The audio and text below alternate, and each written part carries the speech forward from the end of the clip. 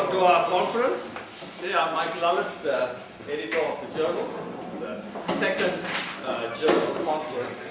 Okay, and I just want to start by saying just a few little introduction to this journal for you. Okay, the International Journal of Disclosure and Governance. It's published by Calgary Macmillan in London, right? And we at Rutgers have taken over the editorship of it since December. Since January of this year, okay? And this, right? Here's the mission statement, right? For a long time, we at Rutgers have felt that academics and practitioners, various practice communities that affect business, need to come closer together. Okay? And that's why we took over this journal to be the medium by which academics and practitioners can speak to each other, both in the journal and through journal conferences like this one, right? And we feel that, especially in the accounting arena, there is a gap, right? That there's a large gap between academics and practice, okay? And it really needs to be filled. Okay, the journal was started by John Friedman there, right? Who will be on the first panel. Okay, who's a corporate lawyer, and one of the very valuable things they did was to show, I think, accountants, how much they really need to talk to corporate lawyers, right? Because accounting is defined by the law, right? And developments in law fundamentally affect accounting practice, especially in the governance arena.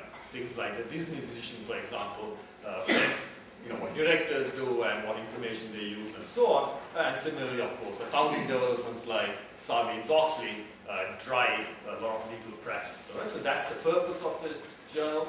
Right? The aim is to write not in an academic style, but in a style that will appeal and be accessible to a large professional audience. Okay? And what we want to do is both take academic ideas and persuade academics to write them in a way that people in practice can understand and make use of, which is a very hard thing to do. A lot of academics are unable to write in such a way, right, or unwilling, for whatever reason, to in fact reach out to the practice communities. At least in accounting, right? It may not be true in other disciplines, but in accounting it just really hasn't happened. Partly, I think, because there hasn't been an outlet for them to do so.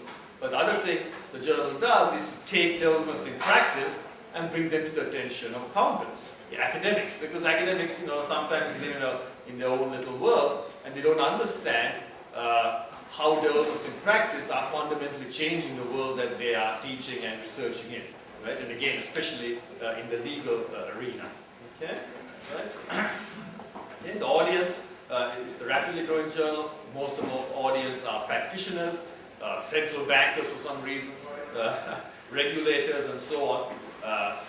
And there's a lot, it's an international journal, there's a lot of people who are reading it internationally, and again, that's something we wish to emphasize, right? That we live in a global world, okay? And we need to understand how developments around the world are impacting business in America. For example, the fact that in a couple of years we'll be using international accounting standards, right? A lot of people, I think, in business accountants in America probably have never heard of it, even though it's going to fundamentally change the way we do accounting, and it's going to change the way accounting standards are set.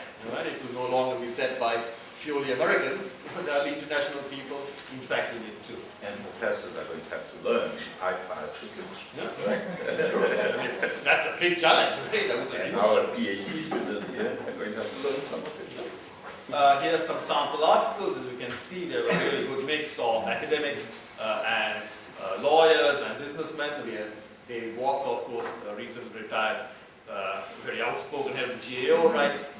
We had the Weissers, right?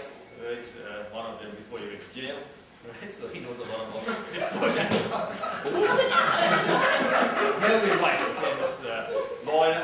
Yeah, in fact, thanks to John, right? We have had, I think, safe to say, every single major Wall Street law firm, right?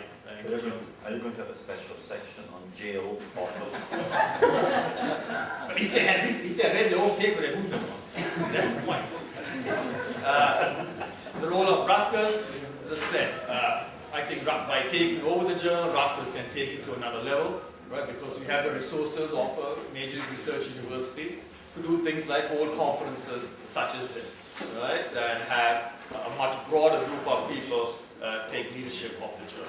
Okay? And finally, the main thing, one of the big initial impacts of having the university behind the journal is to hold conferences. Our inaugural conference was held in September, thanks to the sponsorship of the IMA, right? And we had keynotes by people like Lynn Turner and the then CEO Paul Sharman, right? And today we'll have a speech by the new acting CEO, Jeff Thompson, right?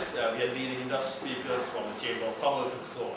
Okay, and of course, today is our second conference, and I'm happy to announce that in December we'll be having our third conference, and we'll be held in Beijing, right, to take this journal internationally. Right? And we expect everyone there, right? Yes. Well, we expect a very large turnout because Rutgers has a very strong role in China, right, teaching there for many years in the executive programs and MBA programs, and we have very good contacts there, so we expect a really good conference there, looking at issues such as the role of technology in reporting there perhaps, or ethics, because we also have a very world-leading research group here in ethics in China. Okay, so that's what we are planning to do in the future. But today, right, we're talking about the credit crisis. Now, my apologies, I'm not the dean, as is listed there, he could not make it, but Niklas will now ably fill in and kick us off.